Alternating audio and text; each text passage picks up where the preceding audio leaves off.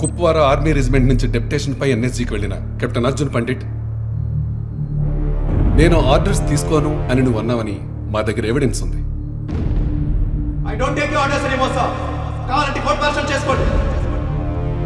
Orders reject చేస్తే ఆర్మీలో ఎంత పెద్ద క్రైమో నీకు చెప్పాల్సిన అవసరం లేదా?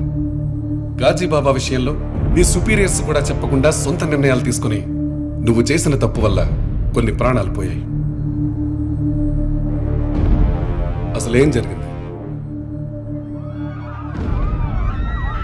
జమ్మూ కాశ్మీర్కి ఆర్టికల్ 370, 35A ఇచ్చిన స్పెషల్ స్టేటస్ పాకిస్తాన్ తనకనువుగా మార్చుకుంది. మత విద్వేషాలు రెచ్చగొట్టింది, జాతిని విడగొట్టే ప్రయత్నం చేసింది. ఆజాద్ కాశ్మీర్ అన్న నినాదంతో కాశ్మీర్ని ఇండియా నుంచి విడగొట్టాలని పిలుపునిచ్చింది.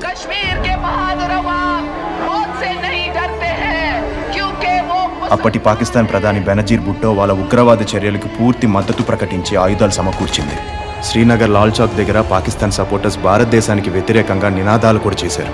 ప్రముఖ న్యూస్ పేపర్లో కాశ్మీర్ని వదిలి వెళ్ళని పండితుల్ని చంపుతామని అడ్వర్టైజ్మెంట్లు ఇచ్చి మరీ చంపారు. ఆడవాళ్ళు, గర్భిణులు, చిన్నపిల్లలను కూడా చూడకుండా ఊచకోత కోశారు.